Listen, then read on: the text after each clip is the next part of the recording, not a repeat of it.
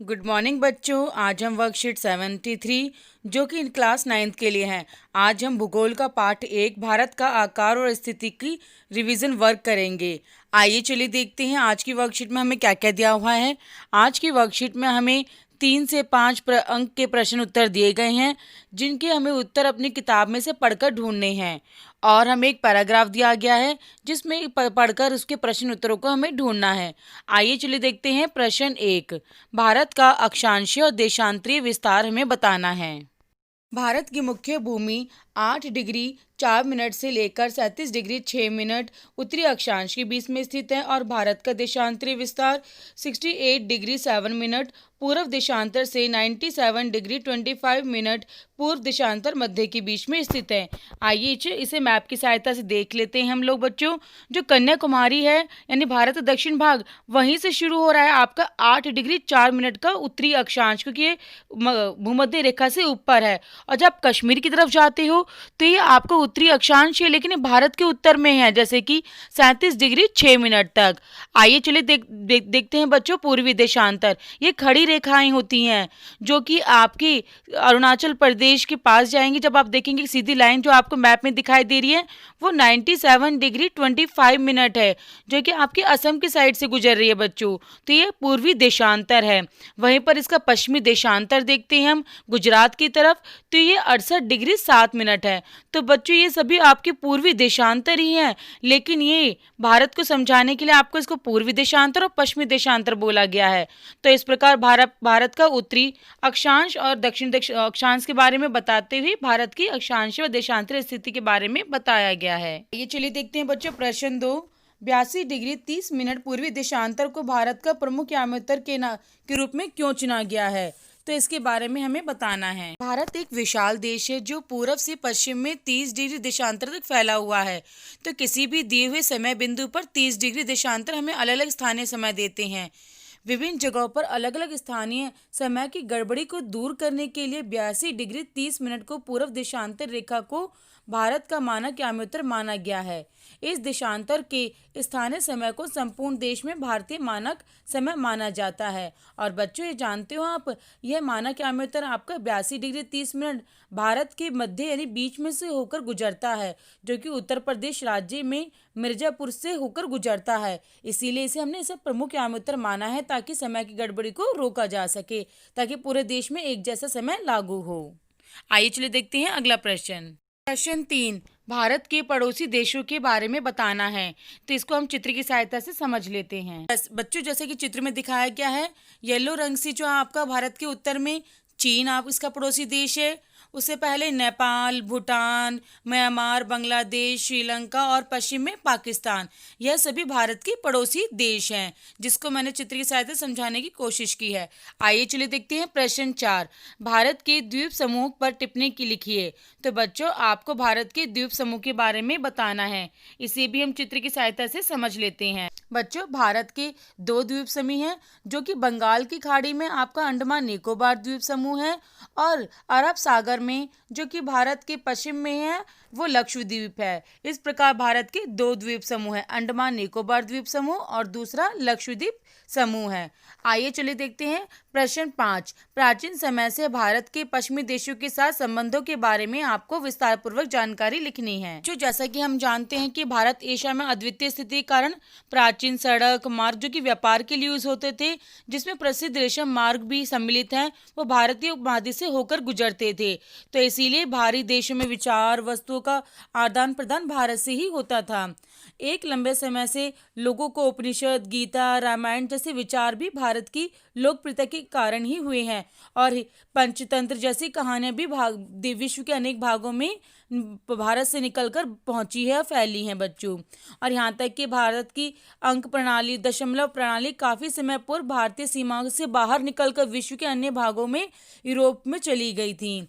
और भारत के मसाले, रेशम, हस्तशिल्प, मलमल के कपड़े, व्यापार के अन्य सामान वो भी भारत से दूसरे देशों में पहुंचे हैं। तो बच्चों इस प्रकार जो है भारत का प्राचीन काल से ही विश्व के अन्य देशों के साथ व्यापारिक संबंध भी रहे हैं, और सांस्कृतिक विचारों का आदान प्रदान हमेशा होता ही रहा है। आइए चलिए देखते हैं प्रश्न 6, दिन और रात की अवधि में अंतर कन्याकुमारी की अपेक्षा कश्मीर में क्यों ज़्यादा महसूस होता है, इसके बारे में लिखना है। जैसा कि हम सभी जानते हैं, कन्याकुमारी जो 8 डिग्री पर है, वो भारतीय मुख्य रूप से भूभाग का दक्षिणतम बिंदु जो कि भूमध्य यानी विषुवत रेखा के बहुत नज़दीक है। इसीलिए यहाँ दिन और रात की अवधि क्या होती है, बराबर होती है, यानी प्रत्येक दिन और रात की अवधि 12-12 घंटे होती है। लेकिन कश्मीर तो भूमध्य रेखा से काफ़ी दूर है, इसीलिए उपोष्ण कटिबंध 23.5 डिग्री कर्क रेखा के उत्तर में स्थित है, यानी ऊपर की तरफ स्थित है। इसीलिए यहाँ दिन और रात के बीच की अवधि जो है उसमें अंतर 4 घंटे का आता है। तो कन्याकुमारी में ज़्यादा दिन और रात बराबर होती है, जबकि कश्मीर में ऐसा नहीं होता है। वहाँ पे दिन और रात की अवधि में अंतर लगभग 4 घंटे का होता है, इसलिए वहाँ पर ज़्यादा महसूस होता है। आइए चलिए देखते हैं अगला प्रश्न। प्रश्न 7, हिंद महासागर में भारत की केंद्रीय स्थिति का बहुत महत्व है, कथन की न्याय संगत व्याख्या बतानी है। तो बच्चों, इसमें हमें बताना है कि हिंद महासागर में भारत केंद्र में स्थित है, तो उससे भारत को क्या फायदा पहुंचता है हिंद महासागर के कारण।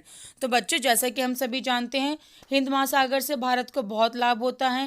पुराने समय भारत का व्यापार समुद्री मार्ग से होता था और हिंद महासागर के ऊपर होने के कारण इसको भारत देश को बहुत फायदा हुआ है।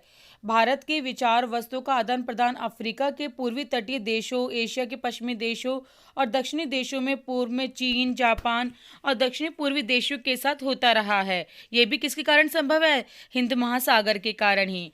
और उपनिषदों के विचार, रामायण, पंचतंत्र की कहानियाँ, अंक दशमलव प्रणाली समुद्र मार्ग से ही विश्व के अन्य देशों तक पहुँचती थी। इसीलिए बच्चों, भारत को हिंद महासागर के कारण व्यापार में भी लाभ होता था और सांस्कृतिक परंपरा में भी काफ़ी लाभ हुआ है। इस प्रकार हिंद महासागर के कारण भारत को अन्य बहुत सारे लाभ हुए हैं। आइए चलिए देखते हैं अगला प्रश्न। बच्चों, अब हमें एक पैराग्राफ दिया गया है जिसे ध्यानपूर्वक पढ़कर प्रश्न उत्तर देने हैं।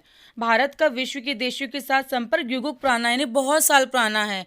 यह संबंध समुद्री जल मार्गों की अपेक्षा भूभागों से होकर उत्तरी पर्वतों के दर्रों से अनेक यात्री प्राचीन काल से भारत में आए, जबकि समुद्री मार्ग जब बहुत समय तक लोगों को पता नहीं था। इन मार्गों से प्राचीन समय में विचारों का और वस्तुओं का आदान प्रदान यानी लेन देन होता रहा है। भारत का पश्चिमी, मध्य और पूर्वी एशिया तथा दक्षिणी एशिया के पड़ोसी देश के साथ एक अद्भुत संपर्क रहा है।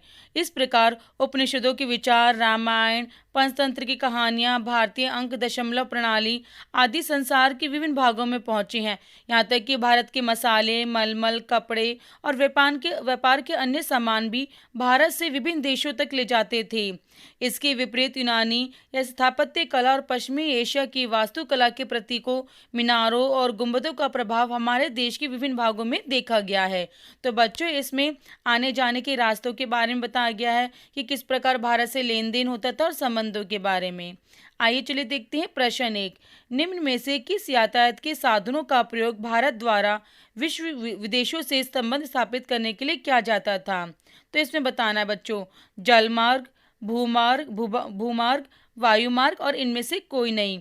तो बच्चों, जैसा कि हम सभी जानते हैं कि पहली लाइन में दिया गया है कि यह संबंध समुद्री जलमार्गों की अपेक्षा भूभागों से होकर गुजरता था, यानी कि पहले जलमार्गों के बारे में किसी जानकारी नहीं थी, तो भूभाग यानी कि जमीन के रास्ते से ही लोग जाते थे। तो इसका उत्तर बी है। प्रश्न 2, दशमलव प्रणाली की शुरुआत कहाँ पर हुई। तो बच्चों, अगर आप देखोगे पैराग्राफ में, तो भारतीय अंक दशमलव प्रणाली यानी कि दशमलव प्रणाली भारत से शुरू हुई थी, तो आपको भारत लिखना है। आइए देखते हैं प्रश्न 3, भारतीय स्थापत्य पर किस पश्चिमी स्थापत्य शैली का प्रभाव आया। तो बच्चों, ये अंतिम लाइन देखिए, इसके विपरीत यूनानी स्थापत्य कला तथा पश्चिमी एशिया की वास्तुकला के प्रतीकों, मीनारों तथा गुंबदों का प्रभाव हमारे देश के विभिन्न भागों में देखा गया।